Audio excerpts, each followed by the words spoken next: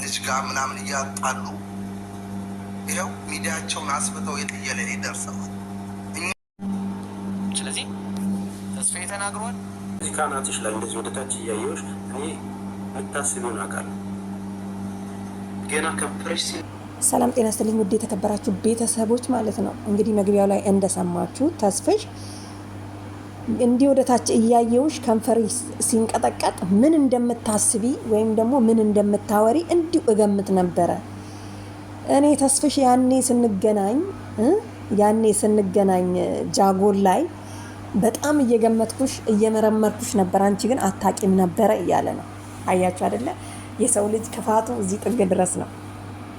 እሷ ጎንበስ ቀና ብላ ያኔ ስታስተዋውቅለት ምናምን ነገር አይታችኋልና እዛው ቢሮ ድረስ ሄዳ ምናምን ነገር ማለት ነው አብረን በልተናል ምናምን ስትል ነበረ።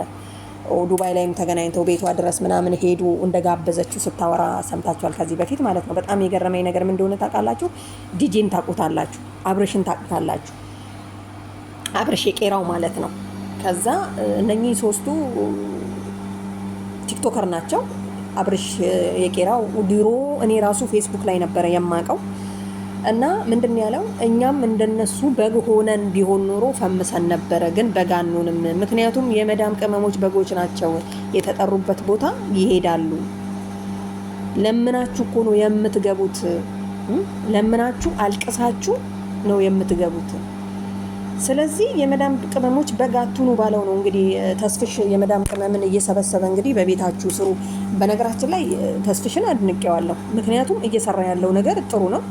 ግን ደግሞ ያው የሰው ልጅ እንግዲህ የሆነ ነገር ስንት እንባ እንዳለ ለማሳወቅ ነው የሚመስለኝ ይሄ ግርግር። ምክንያቱም የተበደሉ ልጆች በጣም እንግዲህ ወረቀታቸውን እየያዙ እያደራጁ ነው የሚገኘው። ያምጡ፣ እውነት ነው አይደለም። ተስፍሽ ምን ብሏል?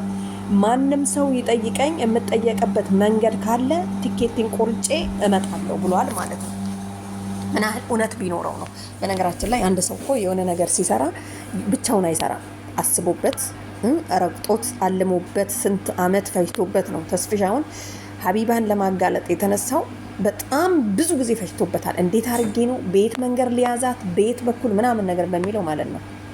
እና ሀቢባም እውነት ካላት የሰው ነገር ካልነካች ነጻ ትወጣለች። ማንም ማወራ ምንም አለ ማለት ነው። ግን ተስፍሽ የያዘው ለመዳም ቅመሞች አሁን የሚቀጥል ነው የምለው። ለምን እንደሆነ ታውቃላችሁ? በጣም ብዙዎችን የመጀመሪያ ቀን ጌም መጫወት ራሱ የማይችሉ ልጆች 100 ፎሎ ያለው 50 ፎሎ ያለው ገባችሁ? ምንም ከሌላችሁ ራሱ ነው የሚለው ማለት ነው። ያው እሱም ከፈመሰ በኋላ እንደሷ በልመና ነው የሚያስገባን። ግን ያው ይሄ እኮ የታወቀ ነው እና አብርሽ ከተናገረው ንግግርና ዲጄ ደግሞ ማለት ነው። ዲጄ በፊትም ሀቢባን አይወዳትም በነገራችን ላይ። አሁን አገኛት ስፈልጋት ነው የሚመስለው። ለምን መሰላችሁ? ላይቭ ላይ ያስገብቶ ሰውን እንዲህ አይደለም ብሎ ለሀቢባ የሚቆምን ሰው መስማት አይፈልግም። እውነተኛ ሰው ከሆነ የሚመጣውን መረጃ መቀበል አለበት።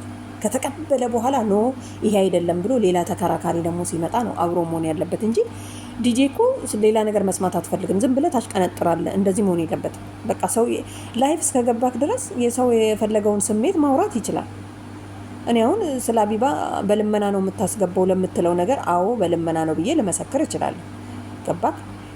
ስለ ሌላ ነገር ብትጠይቀኝ ግን አላውቅም። ምክንያቱም ቲክቶክ ላይ ባየሁት ነገር ማለት ነው።